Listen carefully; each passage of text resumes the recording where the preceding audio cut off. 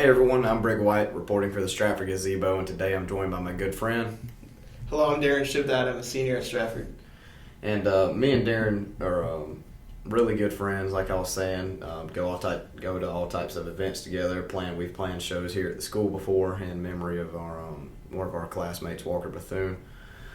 And we have one thing in common, which is we both really enjoy either something that has to do with cars, racing, or any type of anything in the automotive industry.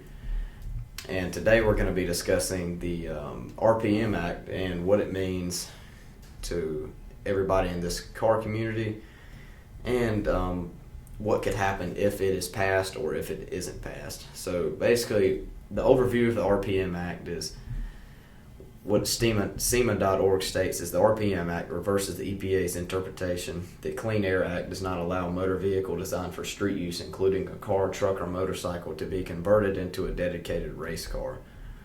And this has been really controversial over the past couple months, especially just because the EPA is cracking down on it so hard, and that the whole car community is really against it, because it's really going against their right to modify their vehicle how they want it and have the fun how they want it. By the way, the RPM Act stands for Recognizing the Protection of Motorsports Act, and it's built solely to protect car enthusiasts who not necessarily want to turn their cars into race cars, but who want to modify their vehicles. And the EPA is interpreting that as wanting to create street legal race cars, which is not at all the case.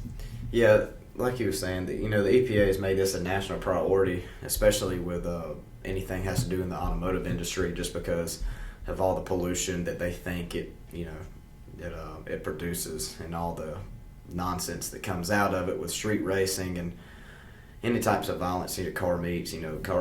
Some of the car community is known for being violent, I guess, and especially this summer in Macon, there was a huge crackdown on street racing that I saw, and where like 24 cars were towed and a couple people were arrested and tried and impounded, and just a whole mess of illegal activities going on. But really, that's not who the car community is. That's all these car gangs who thinks they have to compete against one another. But really, the face of the car community is actually quite nice, as we've seen before.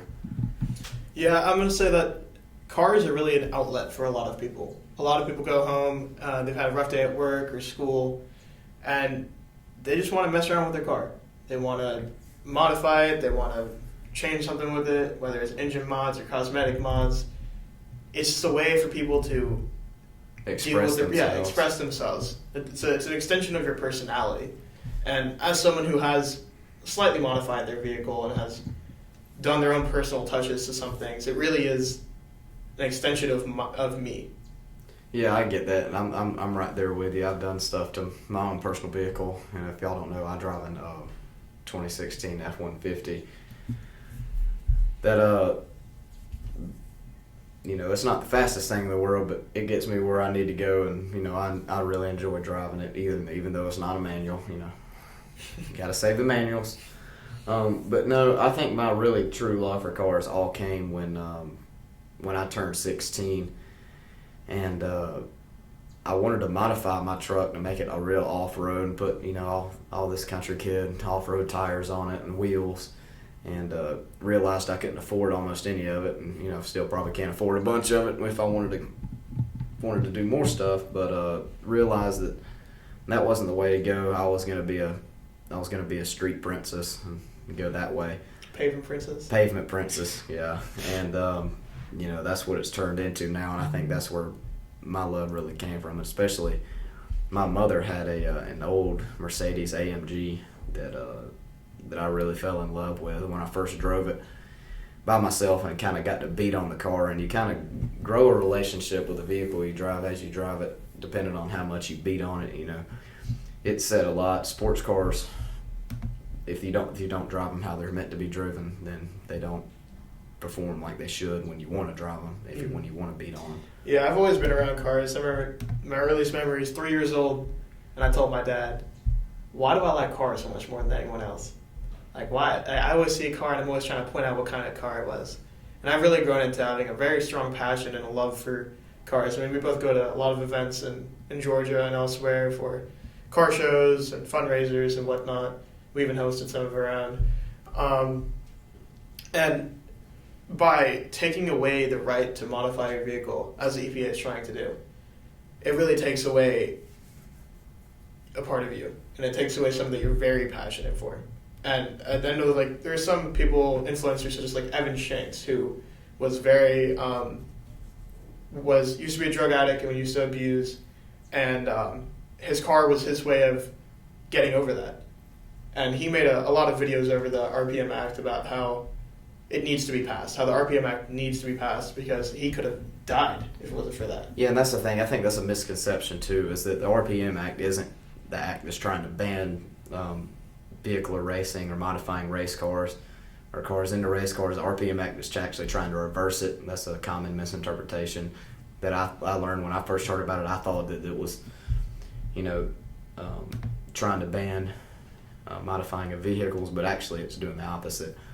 And the reason why it would do good is because, according to Automobile Mag, enough legislation using the RPM Act, then called the RPM Act of 2016, has a rallying cry forced the EPA to remove luggage in its greenhouse gas emissions bill that would have made it illegal to turn street cars into track cars.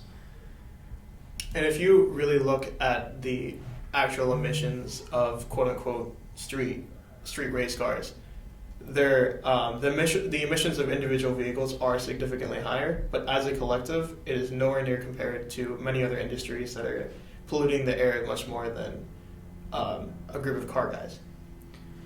And like I said, I'm also reading this. I've been reading this article and studying up on what it does. And SEMA says, like other RPM acts of the years that passed, because there's been previous attempts to do the same thing. But this is a collective grouping of all those ideas that have come together. The bill clarifies that it is legal to make emissions-related changes to a street vehicle for the purpose of converting it into a race car used exclusively in competition. It also confirms that it is legal to produce, market, and install racing equipment. That's another big thing of it is, if you can't modify it, all these companies are going to go out of business just because they can't sell all their aftermarket parts. And the aftermarket industry and the vehicle industry go along hand in hand to make some crazy amount of millions, billions of dollars a year in revenue. But with that being said, I'm going to close today's podcast off, and we will resume on the next podcast, hopefully fairly soon.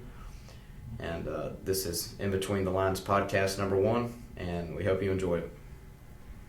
Thank you.